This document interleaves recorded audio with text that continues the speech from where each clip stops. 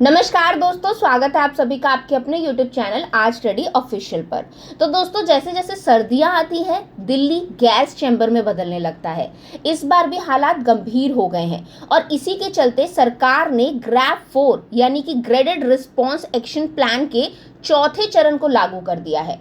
तो आज अपनी इस वीडियो में हम आपको बताएंगे कि ग्रैप 4 के लागू होने का मतलब क्या है, कौन कौन से कदम उठाए गए हैं, दिल्ली एनसीआर में क्या क्या बंद होगा और क्या क्या खुलेगा, सुप्रीम कोर्ट ने दिल्ली सरकार को क्यों फटकार लगाई है और AQI के बढ़ने की असली वजह क्या है। तो दोस्तों, इस वीडियो को पूरा देखिएगा क्योंकि ये टॉपिक न केवल दिल्ली वालों के लिए बल्कि पूरे देश के लिए इम्पोर्टेंट है। तो दोस्तों, सबसे पहले बात करते हैं ग्रैप 4 की। ग्रेडेड रिस्पॉन्स एक्शन प्लान एक ऐसा सिस्टम है जिसे वायु प्रदूषण के स्तर के हिसाब से लागू किया जाता है और ग्रैप 4 सबसे सीरियस स्टेज है। तो दोस्तों, जब AQI यानी कि एयर क्वालिटी इंडेक्स 450 से ऊपर चला जाता है तो ये सीरियस श्रेणी में पहुंच जाता है और तब ग्रैप 4 लागू किया जाता है। इस चरण में कई सख्त कदम उठाए जाते हैं ताकि प्रदूषण के स्तर को नियंत्रित किया जा सके। चलिए अब जानते हैं कि ग्रैप 4 के तहत कौन कौन से प्रतिबंध लगाए जाएंगे और किसे किसे छूट दी जाएगी। तो सबसे पहले बात करते हैं कि बंद क्या होगा।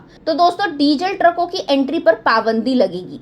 दिल्ली में डीजल से चलने वाले ट्रकों की एंट्री बंद कर दी गई है। दूसरा, सभी निर्माण गतिविधियों पर रोक लगा दी गई है सिवाय उन प्रोजेक्ट्स के जो सफाई या जरूरी सेवाओं से जुड़े हैं।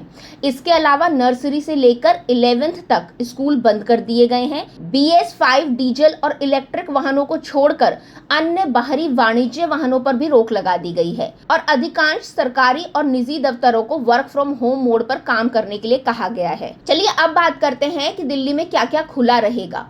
तो CNG और इलेक्ट्रिक गाड़ियां चलती रहेंगी। एम्बुलेंस और जरूरी सेवाओं के वाहनों को अनुमति दी गई है। 10th और 12th क्लास की पढ़ाई फिजिकल मोड में जारी रहेगी और सफाई से जुड़े निर्माण कार्य चालू रहेंगे। दोस्तों, दिल्ली NCR का हाल कितना ज्यादा खराब है इसका अंदाजा AQI से लगाया जा सकता है। दिल्ली के कुछ इलाकों में AQI 700 के पार पहुंच गया है, जो गंभीर से भी ऊपर की श्रेणी में है। आपको बता दूं कि दिल्ली में 468 AQI है, नोएडा में 359, ग्रेटर नोएडा में 380, गाजियाबाद में 400 और गुरुग्राम में 378 AQI है। दिल्ली के कुछ इलाकों जैसे कि आनंद विहार और ITO में AQI 490 के करीब है। यहाँ रहना, सांस लेना सब कुछ मुश्किल हो गया है। अब इसके बाद दिल्ली सरकार को सुप्रीम कोर्ट से भी कड़ी फटकार मिली है।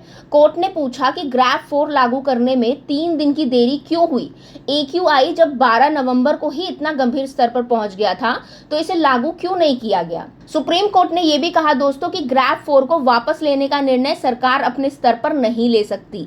अगर AQI 400 से नीचे भी जाए तो भी ग्रैप 4 तभी हटेगा जब कोर्ट इसकी अनुमति देगा। इन सब के बाद दोस्तों, एक सवाल जो उठता है वो ये है कि दिल्ली में प्रदूषण इतना क्यों बढ़ रहा है। तो चलिए इसके कारणों को समझते हैं। सबसे पहले पराली जलाना। दिल्ली के आसपास के राज्यों में पराली जलाना एक बहुत बड़ी समस्या है। सेकंड, दिल्ली की सड़कों पर लाखों वाहन चलते हैं जो प्रदूषण का मुख्य कारण बनते हैं।